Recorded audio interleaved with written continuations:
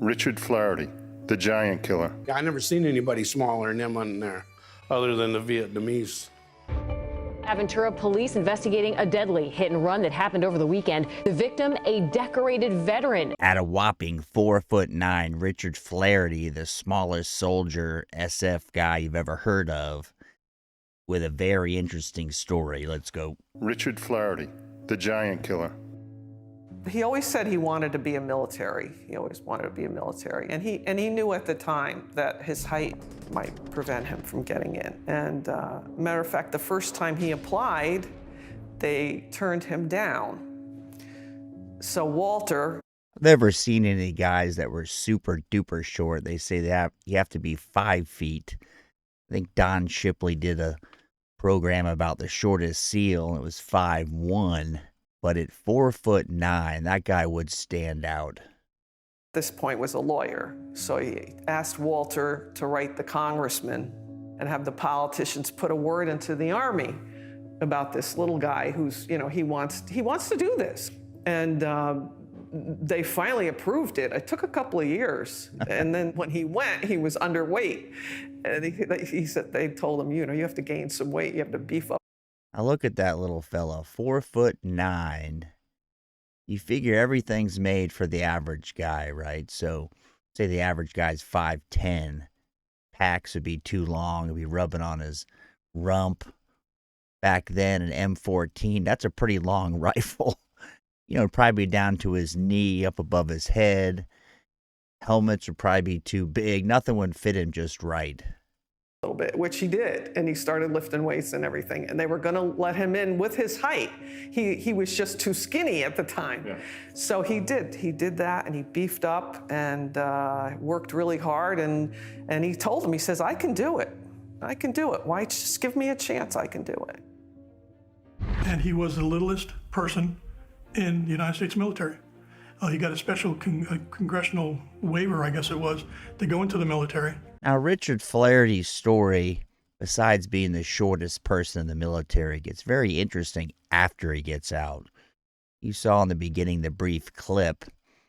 Let's talk about his time in, and we will address his time outside the military. It gets very Jason Bourne spy-ish. Being unfair, that they should make some sort of accommodation because of the height disadvantage. You're going to exit an aircraft in a Special Forces training operation. You're going to be carrying generators, you're going to be carrying weapons, you got your parachute system. So you'd be jumping anywhere from 80 to 100 pounds easily. So that's a lot of stuff to carry. When you're only 4'9". None of the packs and the normal shit you're going to tote is going to fit you right. Like, you've seen the guys that are really tall, the packs hit them in the middle of the back. When they're really tall, being like 6'6".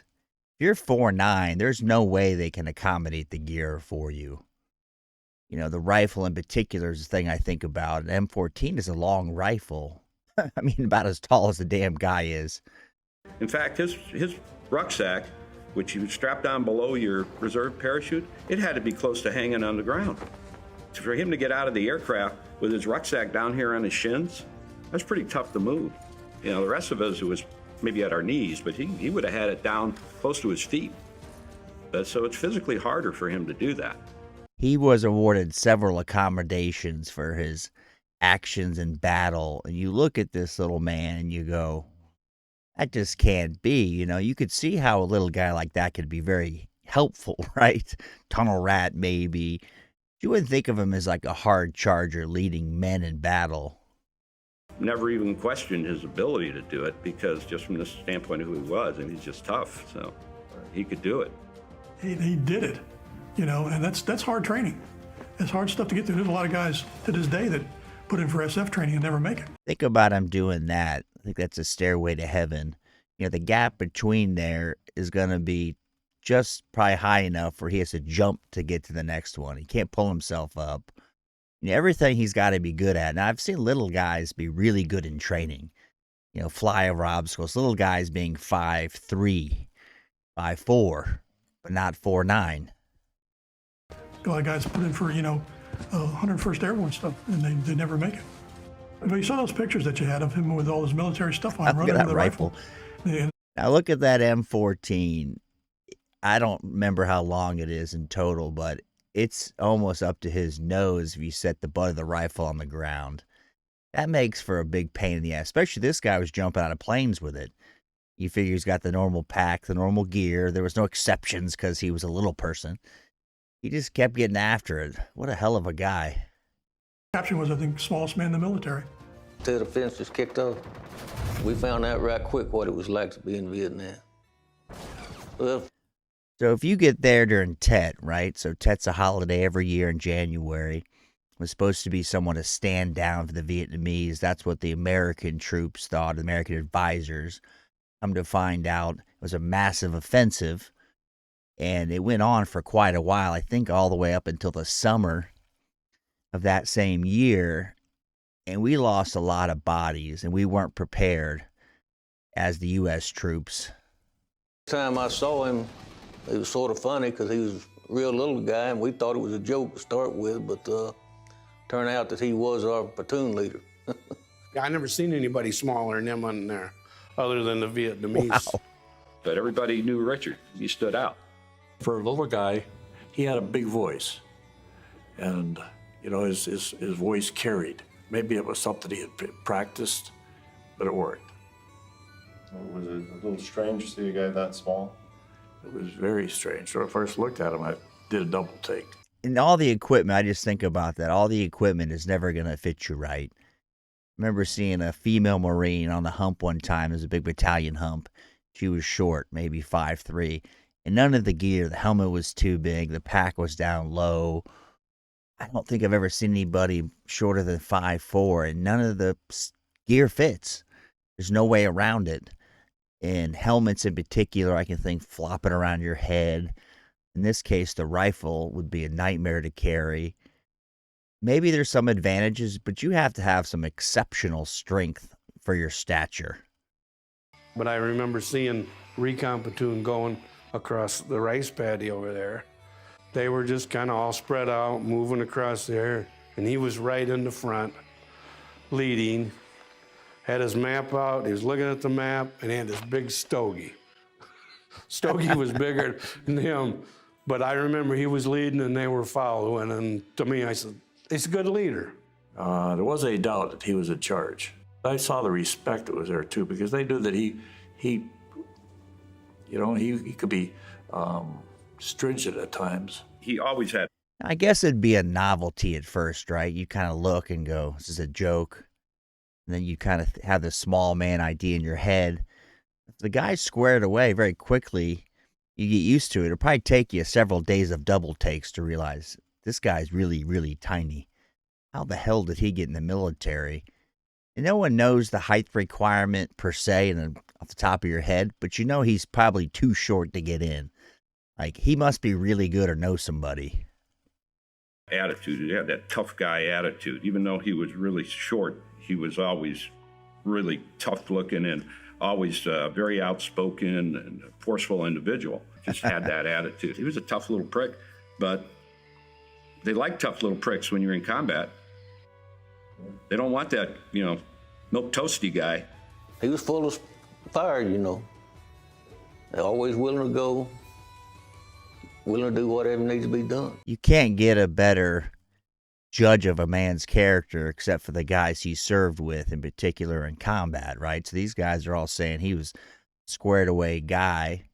And they were his subordinates, right? So he was the platoon commander as a probably young lieutenant, maybe a captain at some point here. Your son has been wounded.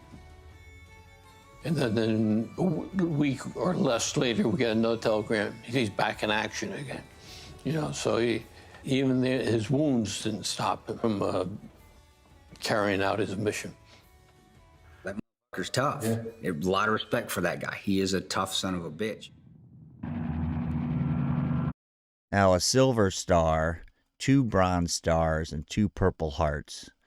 You got to think, too. Let's go back in time. Let's say it's 68, 69.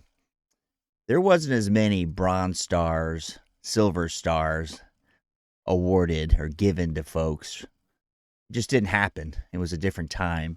You didn't have as much documentation on what happened in battle. And most of the time, the guys were dead.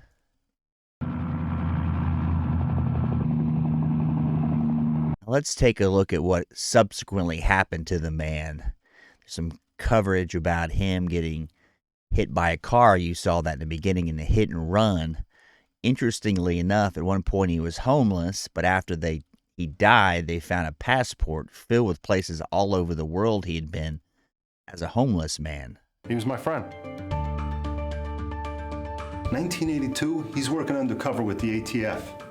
Parts of that case are still classified. They wanted to control all the cocaine that came in and out of Fort Bragg. Richard's case was so big that even 2020 News covered the story.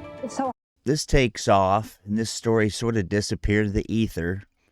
The guy's homeless in Miami, gets hit by a car, and this cop that made friends with him goes, let me dig into what was going on with this man. It's very Black Ops, right? CIA kind of in your head, movie style here. Hard to understand why our government seems to have been playing it loose and easy with some of the most lethal weapons in our military stockpile. And I really didn't press him for answers because honestly, I didn't want the answers. With narcotics always comes guns. There's nothing worse than to leave somebody to die on the side of the road like this. If something hits your car, you jam on the brakes. That didn't happen. I feel that she should have seen him. I've never heard a grown man make that sound. It sounded like the guy was fighting for his life. Why would a homeless guy travel to Iraq, Venezuela, Cambodia? The biggest red flag to me is... That's right there. Why would a homeless man be traveling to all these exotic locations around the world? We think we know the answer, right? I guess he just could have liked to travel and people gave him money. I doubt it. How are you paying for this? Where's he getting the money? Usually it involves merchandise of one kind or another. Richard might have gone back to the dark side, too. I mean, I don't know. What could he have possibly done to have enemies like that? I asked him one day, got in any trouble lately? He said, no, but I'm looking for something. He thought that the government was following him around. He is the perfect covert operative. That's the type of guy that can hide in plain sight. 8 hours after I made that call, Richard was dead. The more you look into this story, the weirder it gets. You have to be that type of risk-taking individual to be Richard. I don't know if he had short man syndrome or what, but he's one of those people that felt he had to be bigger than he was. Well, I don't know what happened to the man. He looks like a hell of a guy in Vietnam, served his country well. Looks like all the troops below him loved him. You guys tell me in the comments, what do you think happened to Richard? Do you think he became a covert Black Ops guy or just became a homeless drunk on the side of the road? Let me know in the comments.